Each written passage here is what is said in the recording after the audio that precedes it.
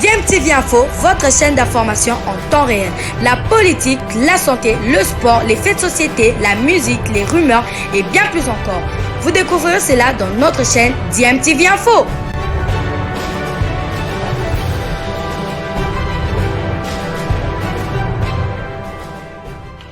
Vous êtes sur DMTV, bonjour ou bonsoir, tout dépend de l'heure à laquelle vous nous suivez. Tout plaisir est pour nous de vous retrouver, mais surtout de savoir que vous êtes nombreux en train de suivre votre chaîne YouTube DMTV. DMTV qui vous propose l'actualité, vous propose également des analyses et des réflexions sur des sujets d'actualité, sur des faits sociaux, tout simplement sur des réalités que nous observons ici chez nous en République démocratique du Congo.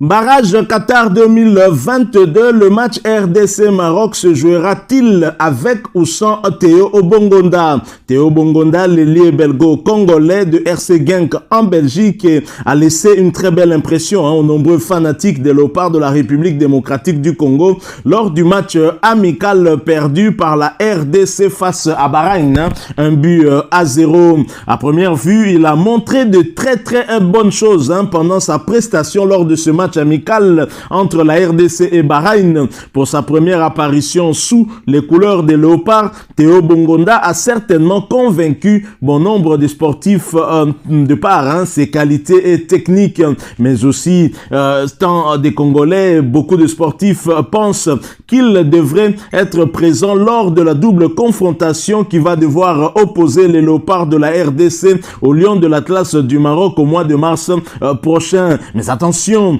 l'attente pourrait être un peu plus long encore. En effet, pour l'heure, il n'est pas encore éligible pour jouer face aux Lions de l'Atlas en mars prochain. La Fédération congolaise de football association doit accélérer le processus pour la validation de son dossier au niveau de la FIFA afin de le voir jouer contre le Maroc.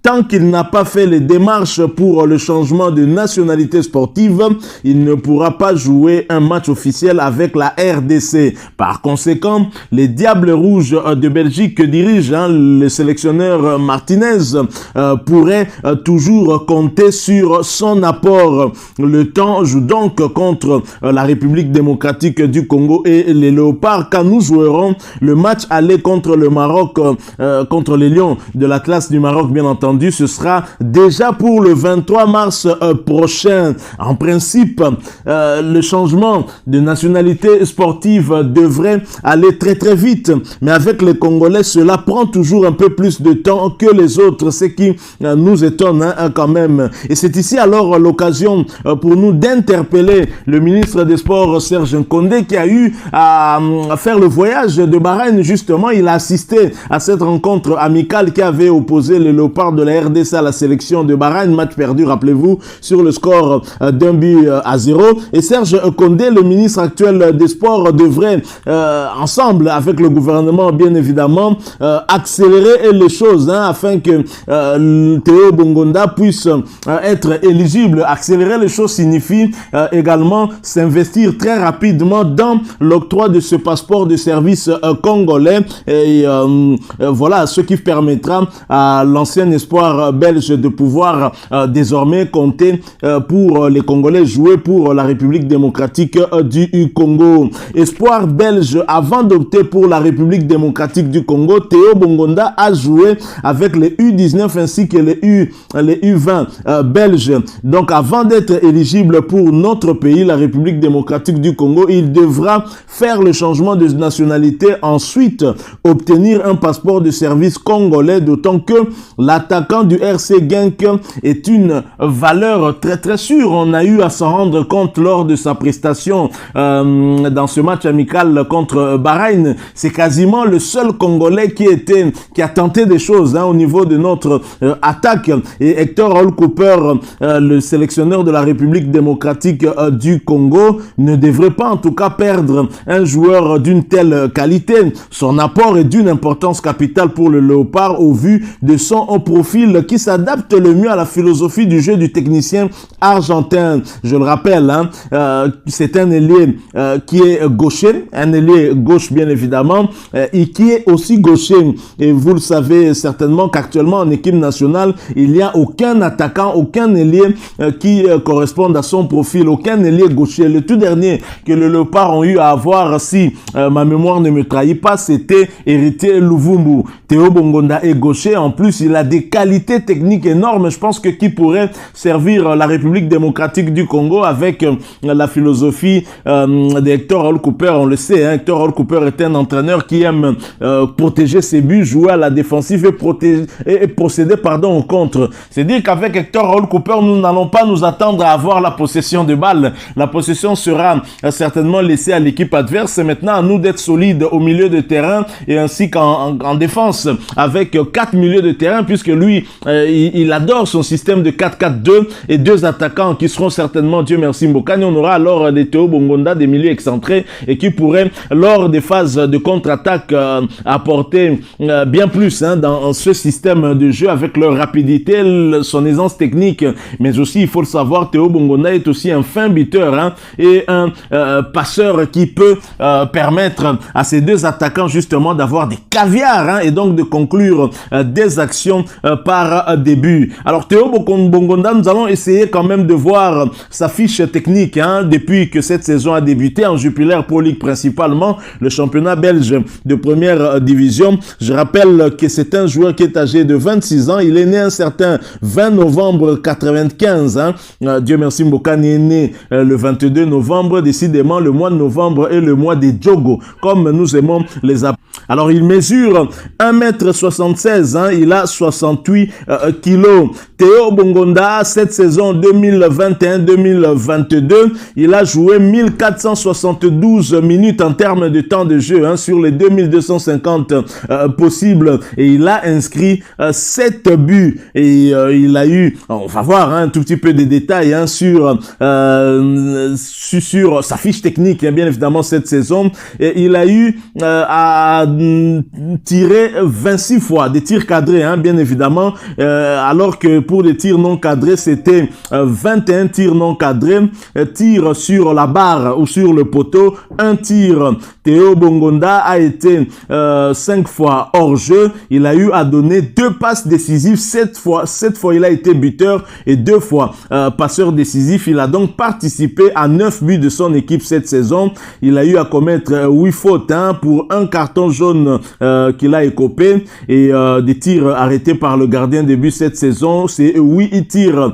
Au regard de ces statistiques, on comprend bien que Théo Bongonda est un attaquant qui non seulement marque des buts, mais qui sait aussi mettre dans des bonnes dispositions d'autres attaquants, notamment ses avant-centres en leur donnant des passes pour la conclusion. Ce qui manque à cette équipe nationale depuis qu'Hector Raoul Cooper est là. Nous avons des ailiers, mais qu'on n'a pas pu récupérer. Il y a, en dehors de Théo Bongonda, on peut parler d'Elia Meshak, on peut parler de Silas Katompa, on peut parler aussi de Yohan Wissa, mais qui n'ont pas participé aux 6 journées des éliminatoires de la Coupe du Monde Qatar 2022. Et donc, l'apport de Théo Bongonda est indispensable. Donc, le gouvernement congolais ainsi que la Fédération congolaise de football association devraient s'activer afin que le joueur puisse changer très rapidement sa nationalité. Donc, entamer des démarches au niveau de la FIFA et le gouvernement congolais se pressait également à livrer un passeport de service à ce joueur pour confirmer sa nationalité sportive RD congolais. Je rappelle que le 23 mars, c'est dans pas longtemps, c'est dans un mois et quelques deux semaines. Donc, nous devrions vraiment parer au plus pressé pour avoir ce joueur avec nous. Alors, toujours en parlant des Léopards et de cette échéance qui nous attend le plus rapidement possible, c'est-à-dire la double confrontation contre le Maroc. Nous sommes à 180 minutes d'une qualification pour la Coupe du Monde Qatar 2022. L'obstacle s'appelle les Lions de l'Atlas du Maroc, mais les Marocains vont affronter la RDC amputée de 2 joueurs titulaires. Nous en avions parlé hier. Si hier nous avions utilisé le conditionnel, aujourd'hui nous pouvons confirmer que ce sera bien contre la République démocratique du Congo que Sofiane Boufal et Sofiane Chakla seront bien absents. Sofiane Boufal ne jouera pas les barrages du mondial contre la RDC comme l'a titré bisoccer.fr. Sofiane Boufal ne jouera pas le barrage du mondial contre la RDC. Suspendu pour les 2 prochains matchs de sa sélection, Sofiane Boufal ne pourra pas participer à la double confrontation contre la RD Congo lors des barrages de la Coupe du Monde en mars. Le quart de finale entre le Maroc et l'Égypte s'est joué sous tension. Après une première bagarre sur le terrain, des altercations ont eu lieu dans le tunnel des vestiaires après la qualification des Pharaons dimanche dernier. Des bagarres qui ont été sanctionnées par la CAF qui a donné son verdict mardi. Des sanctions qui visent Sofiane Boufal et Sofiane Chakla côté marocain ainsi que Marwan Daoud côté égyptien. Les deux joueurs des Lions de l'Atlas seront suspendus pour 2 matchs de la sélection de leur pays, bien évidemment, ce qui signifie qu'ils manqueront les barrages de la Coupe du Monde contre la République démocratique du Congo en mars prochain. La fédération marocaine s'est également vue infliger une amende de $10,000 pour les agresseurs non identifiés de la bagarre qui a éclaté. Le joueur égyptien a également écopé de 2 matchs de suspension et ne sera donc pas disponible pour la demi-finale de la CAN contre le Cameroun qui se joue ce jeudi au Cameroun, bien évidemment, ni pour une éventuelle finale ou petite finale. Sa conduite coûtera $5,000 d'amende à la fédération égyptienne. À noter que l'Égypte écope également de $10,000 d'amende supplémentaire en raison du comportement de l'adjoint de Carlos Queiroz, Rogerio, Paolo dos Santos César de Sa, une amende de $10,000 et 4 mois de suspension pour l'adjoint pour gestes obscènes et la même somme pour les agresseurs non identifiés de la bagarre dans les vestiaires, soit $25,000 d'amende pour les Pharaons. Voilà donc les Marocains qui seront amputés de 2 titulaires. C'est l'information à retenir également, puisque les 2 matchs de suspension concernés sont les matchs de la double confrontation entre la RDC et le Maroc qui va déterminer lequel des 2 pays ira représenter l'Afrique lors de la prochaine Coupe du Monde au Qatar en 2022. Voilà donc qui met fin à cette information que nous avons voulu partager avec vous concernant l'international congolais Théo Bongonda, qui ne l'est pas encore tout à fait parce que il faudra bien évidemment que la Fédération congolaise de football association et le gouvernement congolais puissent poursuivre avec la procédure de son changement de nationalité sportive. Le fait d'avoir joué en amical avec la RDC ne lui octroie pas ces changements de nationalité sportive. C'est seulement si au niveau de la FIFA, la fédération entame la procédure et aussi s'il arrive à obtenir un passeport de service congolais, ce qui va finalement confirmer qu'il devient congolais, du moins sur le plan sportif, parce qu'on sait que sa nationalité c'est une nationalité belge. Voilà, merci à vous qui nous avez suivis. Si vous avez aimé ce sujet concernant Théo Bongonda, dites merci à l'équipe technique de DMTV, mais merci également de nous laisser un maximum de j'aime. Partagez avec nous aussi votre propre opinion sur cette question en nous la laissant à travers un commentaire. Abonnez-vous sur cette chaîne si vous êtes nouveau ou ancien que vous ne vous êtes pas encore abonné, et n'oubliez pas d'activer la petite cloche de notification en cliquant tout simplement sur celle que vous verrez apparaître dès que vous serez abonné, parce qu'elle va vous permettre de ne plus rien manquer des prochaines vidéos que nous allons vous proposer. Encore une fois, merci à vous, avec espoir de vous retrouver bientôt dans un autre sujet d'actualité. En attendant, portez-vous bien et DMTV vous dit au revoir.